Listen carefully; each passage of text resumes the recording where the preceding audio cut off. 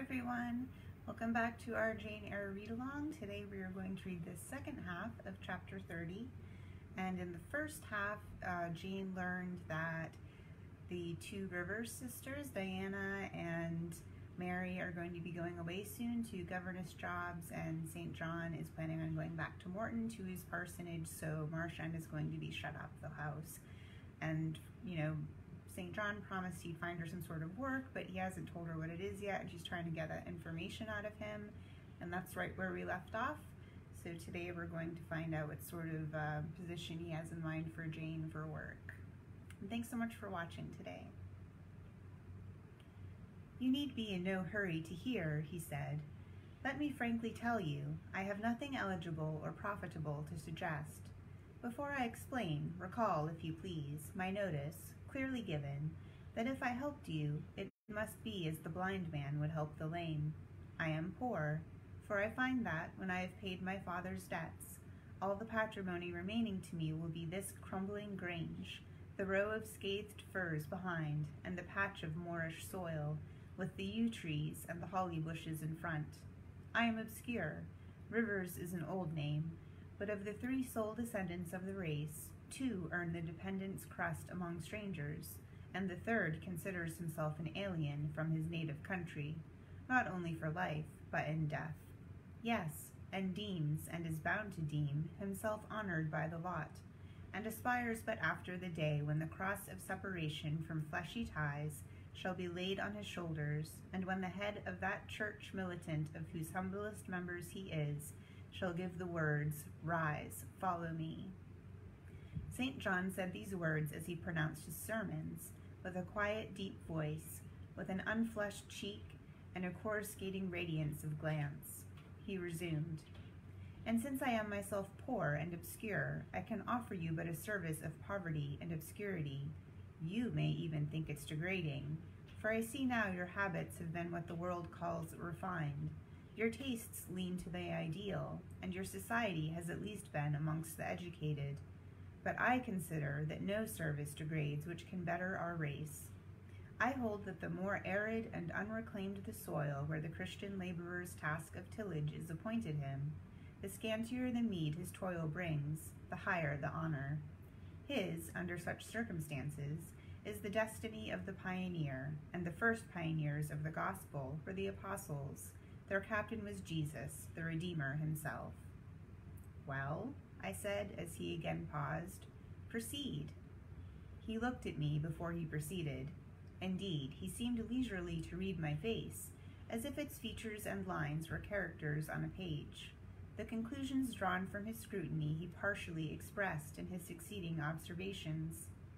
"I believe you will accept the post I offer you," said he, "and hold it for a while, not permanently, though, any more than I could permanently keep the narrow and narrowing, the tranquil hidden office of English country incumbent, for in your nature is an alloy as detrimental to repose as that in mine, though of a different kind."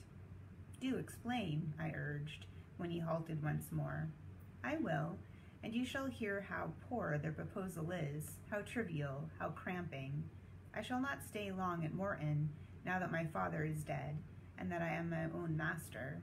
I shall leave the place probably in the course of a 12-month, but while I do stay, I will exert myself to the utmost for its improvement. Morton, when I came to it 2 years ago, had no school. The children of the poor were excluded from every hope of progress. I established one for boys. I mean now to open a second school for girls. I have hired a building for the purpose, with a cottage of 2 rooms attached to it for the mistress's house. Her salary will be £30 a year. Her house is already furnished, very simply, but sufficiently, by the kindness of a lady, Miss Oliver, the only daughter of the sole rich man in my parish, Mr. Oliver, the proprietor of a needle factory and iron foundry in the valley. The same lady pays for the education and clothing of an orphan from the workhouse, on condition that she shall aid the mistress in such menial offices connected with her own house and the school as her occupation of teaching will prevent her having time to discharge in person. Will you be this mistress?" He put the question rather hurriedly. He seemed half to expect an indignant, or at least a disdainful rejection of the offer, not knowing all my thoughts and feelings, though guessing some, he could not tell in what light the lot would appear to me. In truth, it was humble, but then it was sheltered, and I wanted a safe asylum. It was plodding, but then, compared with that of a governess in a rich house, it was independent, and the fear of servitude with strangers entered my soul like an iron. It was not ignoble, not unworthy, not mentally degrading. I made my decision. I thank you for the proposal, Mr. Rivers, and I accept it with all my heart. But you comprehend me, he said. It is a village school. Your scholars will be only poor girls, cottagers' children at the best, farmers' daughters. Knitting, sewing, reading, writing, ciphering will be all you will have to teach. What will you do with your accomplishments? What with the largest portion of your mind, sentiments, tastes? Save them till they are wanted. They will keep. You know what you undertake, then? I do. He now smiled, and not a bitter or a sad smile, but one well pleased and deeply gratified. And when will you commence the exercise of your function? I will go to my house tomorrow and open the school, if you like, next week.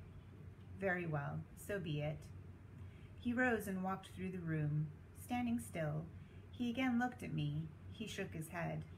What do you disapprove of, Mr. Rivers? I asked.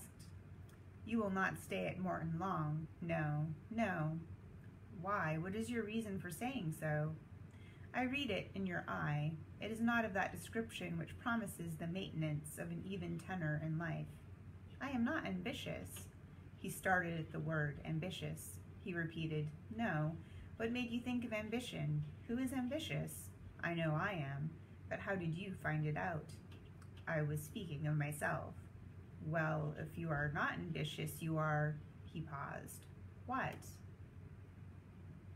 I was going to say impassioned, but perhaps he would have misunderstood the word and been displeased. I mean, that human affections and sympathies have a most powerful hold on you. I am sure you cannot long be content to pass your leisure in solitude, and to devote your working hours to monotonous labor wholly void of stimulus, any more than I can be content, he added with emphasis, to live here, buried in morass, pent in the mountains, my nature that God gave me, contravened, my faculties having bestowed, paralyzed, made useless. You hear now how I contradict myself, I who preached contentment with a humble lot, and justified the vocation even of hewers of wood and drawers of water in God's service. I, his ordained minister, almost rave in my restlessness. Well, propensities and principles must be reconciled by some means. He left the room. In this brief hour I learnt more of him than in the whole previous month. Yet still he puzzled me. Diana and Mary Rivers became more sad and silent as the day approached for leaving their brother and their home. They both tried to appear as usual, but the sorrow they had to struggle against was one that could not be entirely conquered or concealed. Diana intimated that this would be a different parting from any they had ever yet known.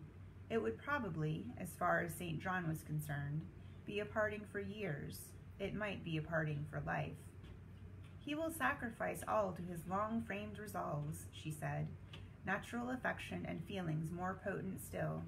St. John looks quiet, Jane, but he hides a fever in his vitals.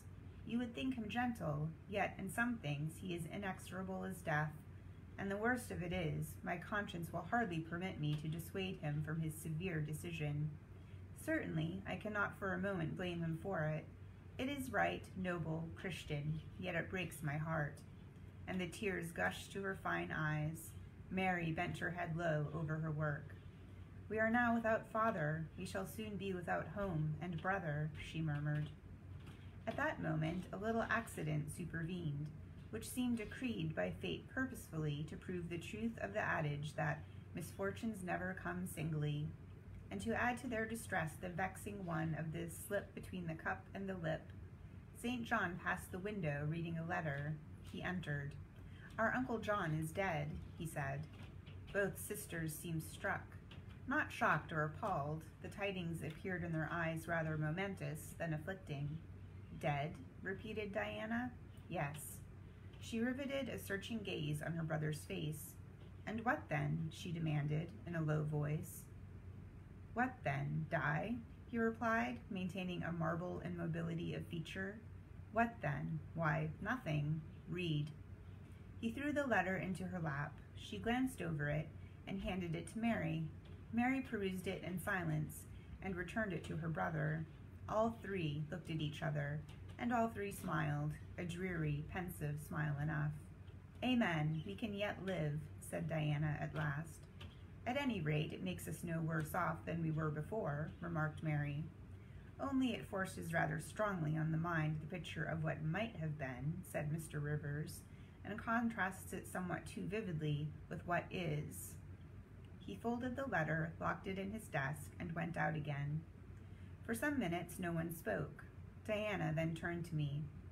"Jane, you will wonder at us and our mysteries," she said, "and think us hard-hearted beings not to be more moved at the death of so near a relation as an uncle, though we have never seen him or known him. He was my mother's brother. My father and he quarreled long ago.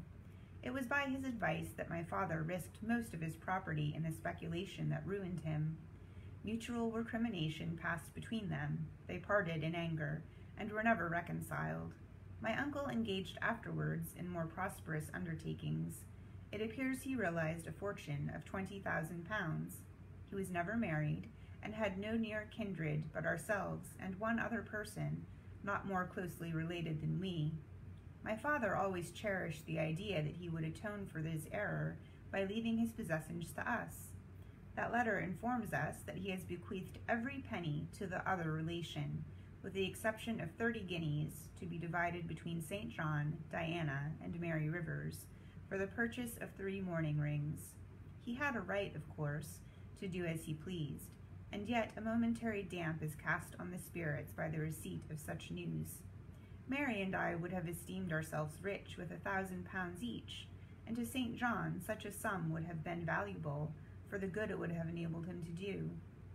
The explanation given, the subject was dropped, and no further reference made to it by either Mr. Rivers or his sisters. The next day I left Marsh End for Morton. The day after, Diana and Mary quitted it for distant B-dash. In a week, Mr. Rivers and Hannah repaired to the parsonage, and so the old Grange was abandoned. So that brings us to the end of chapter 30. In case you were curious, we are more than 75% through Jane Eyre, which I think is awesome. You might remember way back when Jane was still living at Thornfield with Rochester, she did tell him early on that she was interested in starting her own school. So it's all coming full circle, and she's going to be starting a school, maybe not the kind she had in mind, but I think it's a little exciting for her, and we'll see how that goes in the upcoming chapters. I hope you have a great weekend. Thanks for watching, and I hope to see you again on Monday. Bye.